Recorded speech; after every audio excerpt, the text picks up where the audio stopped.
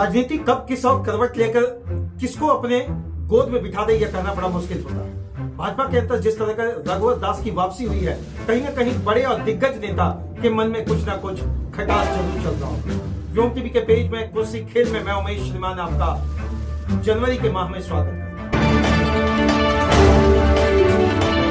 चलिए जानने की कोशिश करेंगे कि आखिर भाजपा की यह स्थिति क्यों खराब है।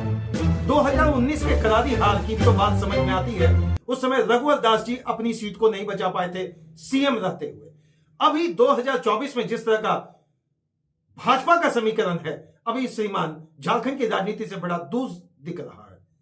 अब झारखंड की राजनीति से दूर दिखने का सबसे बड़ा कारण समीक्षात्मक बैठक में जो भी रहा हो, लेकिन वास्तविक स्थिति यही रहा कि जेल कैंप का जिस तरह जमीनी पकड़ रहा, जेल कैंप के जयराम महतो जी का जिस तरह से जमीनी पकड़ रहा, जिस तरह से उन्होंने 70 सीटों पर अपने उम्मीदवार उतारे, वह उम्मीदवार केवल वास्तविक तरीके से राजनीति के खेल में नहीं थे, बल्कि दिलों को जीतने में सफल रहे। सीटों की संख्या बहुत बेहतर नहीं रही, एक सीट तक ही सीमित रहे, लेकिन क्या कुछ भाजपा के लिए नुकसान पहुंचा, इसको जरा समझना पड़ेगा। जयराम महतो की राजनीतिक करियर को जब आप खंगाल कर देखेंगे, जो छात्र राजनीति के मुद्दों को बहुत ज्यादा उन्होंने हवा नहीं दिया, लेकिन छात्र रहते हुए अपने आप को राजनीतिज्ञ बनाने में वह बिल्कुल सफल दिखे।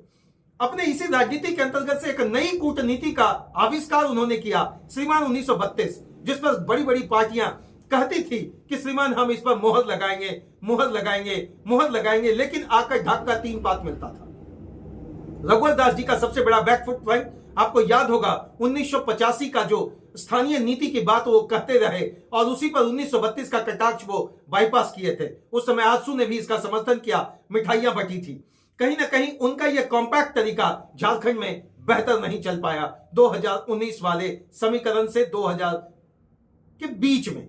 श्रीमान अब यह समझना पड़ेगा कि जयराम महतो की राजनीतिक करियर में जो 1932 का नाम है, यह 1932 का नाम और भाषा का विरोध करना, यह दो एक ऐसा फ्रंट लाइनर साबित हुआ जिसमें दूसरी पार्टियां धराशायी दिखी।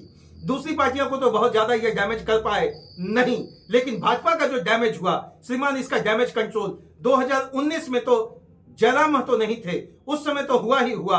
2024 का डैमेज कंट्रोल की स्थिति ऐसी है कि अभी से 2029 का दर्द सताने लगा है। श्रीमान मैं बात करूंगा जिस तरीके से झारखंड के परिशिष्ट को समझकर छात्र की राजनीति से निकलकर ग्रामीण स्तर की बातों को लाकर रखना, वो छोटे छोटे चीजों को गांव से उठाकर विधायक का विरोध करना, सांसद का विरोध करना, मुखिया का विरोध करना, सरपंच का विरोध करना, ये जो आंकड़ा बना लिया था, ये जो एक पॉलिटिकल एटीट्यूड बना लिया था जयराम जी ने, इसका फायदा उन्हें बहुत ज्यादा मिला।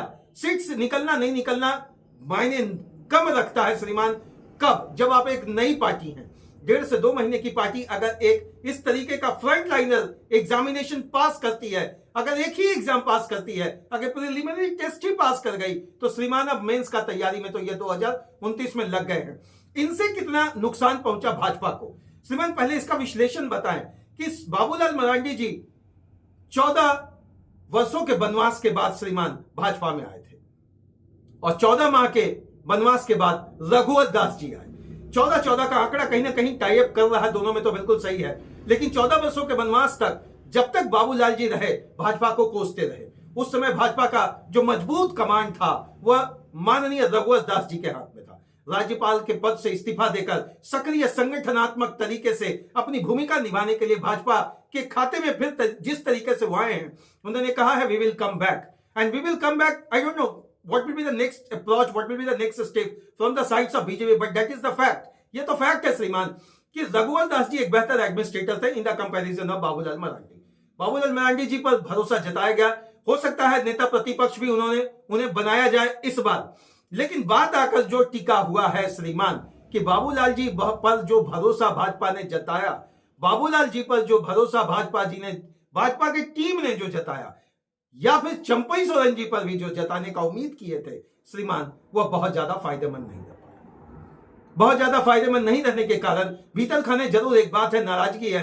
चंपई जी को भी जो बड़ा रुतबा मिलना चाहिए था, जब बड़ा पद मिलना चाहिए था, उनका भाजपा में जो कद बड़ा होना चाहिए था, हो सकता है वापस करवट ना ले ले। हालांकि अभी इसकी पुष्टि पूरी तरह से नहीं है, लेकिन बाबूलाल मरांडी जी 14 वर्ष तक भाजपा को कोसने के बाद भी इस भाजपा में आना और फिर से भाजपा में कुछ बेहतर कर पाना उनके विधायक के लिए, उनके सांसद के लिए, वो फ्रंट लाइन पर दिख नहीं पाया, धरातल पर दिख नहीं पाया, राजनीतिक समीकरण पर दिख नहीं पाया। और जो सबसे बड़ा नहीं दिख पाया श्रीमान, चुनावी आंकड़ों में क्या वास्तविक स्थिति थी? वास्तविक स्थिति यही था कि रघुवर दास को लाना जरूरी है या मजबूरी है। रघुवर दास को लाने के लिए भाजपा को किसने सबसे ज्यादा मजबूर किया? स्पष्ट है, इसमें कोई दिमाग नहीं लगाना, साफ बिना लाग लपेट का आपको कर देना, पक्ष ना विपक्ष। जहां भी समस्या होगा हम तो बिल्कुल आंख में आंख डालकर श्रीमान आपके पास चीजों को रखे हैं। यह समस्या राजनीतिक समस्या नहीं है श्रीमान, यह समस्या एक ऐसे युवा के द्वारा बनाकर दिया गया भाजपा के खाते में, जहां पार्टी को लग रहा 2029 में मेरा क्या होने जा रहा। रघुवर दास जी तो कह रहे हैं वी विल कम बैक, लेकिन क्या स्ट्रेटेजी होगा? आपको याद होगा प्रोजेक्ट भवन में कार्यकर्ताओं को घूमने की तो बाद एंट्री करना रोक दिया गया था। बड़ा उस समय माहौल गरमाया था, बड़े कार्यकर्ता नाराज रहते थे रघुवर दास जी से। रघुवर दास जी एक बेहतर एडमिनिस्ट्रेटर अप्रोच के साथ उन्होंने अपनी 5 साल का कार्यकाल किया भाजपा के अंतर्गत। भैया वो अध्यक्ष भी रहे, मंत्री भी रहे, उप मंत्री भी रहे। सबसे बड़ी बात है कि बतौर बिना आदिवासी पहले वो यहां पर क्या रहे? मुख्यमंत्री, और 5 साल तक अपना कार्यकाल भी पूरा किया था। क्या भाजपा वापस उसी विश्वास को इनसे वापस ले पाएगी? क्या भाजपा के लाने के पीछे एक सबसे बड़ी रणनीति यही होगी क्या कि जो चंपई जी पर या जो बाबूलाल मरांडी जी पर विश्वास भीतर खाने आदिवासी सीटों को लेकर किया गया था, उसमें बिल्कुल धराशायी है भाजपा। रघुवर दास जी का क्या है प्लान? रघुवर दास जी के आने से कहीं ना कहीं अब जो 4 बड़ा खेमा मुझे नजर आ रहा, अर्जुन मुंडा जी का एक है, रघुवर दास जी का एक खेमा है, बाबूलाल मरांडी जी का एक खेमा है, और चंपई जी एक नए आए हैं, कहीं ना कहीं उनका भी एक पकड़ है। तो कोल्हान की राजनीति से लेकर या 5 प्रमंडल की जब आप बात करेंगे तो भाजपा का जो मजबूत समीकरण रहा है, अब वो मैंने दोबारा लाने के लिए किस तरीके से क्या नया समीकरण बनाया जाएगा, इसको थोड़ा समझिए। जयराम महतो जिस तरीके से राजनीतिक आगाज किए, और राजनीतिक आगाज में केवल डुमरी सीट निकाले इतना तो तय है, लेकिन सबसे बड़ा जो स्थानीय राजनीतिक पार्टी था किनका? एनडीए का। श्रीमान कौन? आजसू। सुदेश महतो जी अपनी सीट नहीं बचा पाए।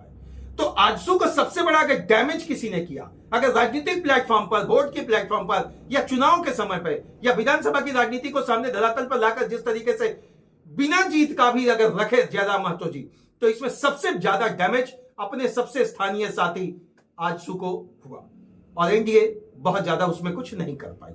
अब ऐसे स्थिति में क्या आने वाले भविष्य में या आने वाले समय में या काल के घर में यह छुपा हुआ है कि कहीं जयराम महतो को कास्ट भाजपा ना कर दे?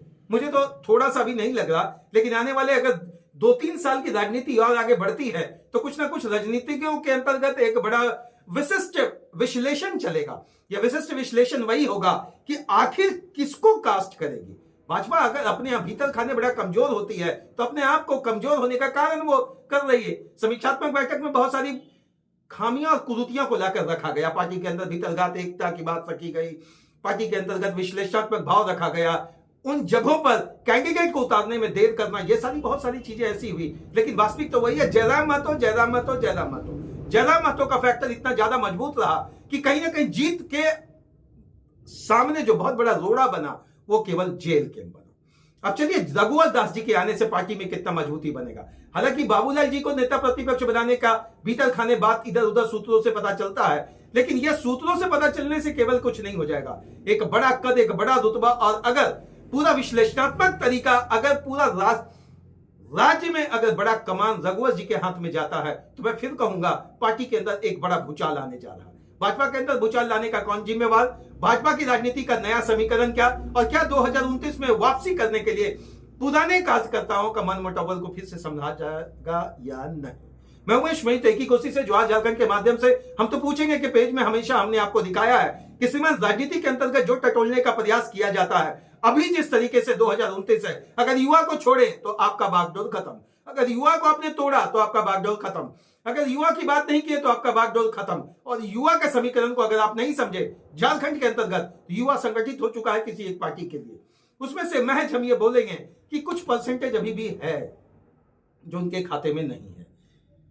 एक बात तो और स्पष्ट इसी एपिसोड में रख दे रहे हैं, जिस तरीके से 40% को साधने में माननीय हेमंत सोरेन जी सफल रहे, आदिवासी को साधने में, मुस्लिम को साधने में, ईसाई को साधने में, या अन्य जो भी वर्ग थे उनको साधने में वो बिल्कुल सफल रहे। 40% को तो आप समझ रहे हैं, एक बहुत बड़ा आंकड़ा, तभी तो 56 सीटों का दायरा वो पार कर चुके हैं। चलिए अगले एपिसोड में मैं विश्लेषणात्मक तरीके से आपके पास रखने का कोशिश करूंगा कि क्या कुछ नई राजनीति के अंतर्गत एक नया खिचड़ी पक रहा है। जेएमएम के अंतर्गत मंत्रीगण मिलने के बावजूद भी मंत्री का वह समीकरण धरातल पर क्यों नहीं।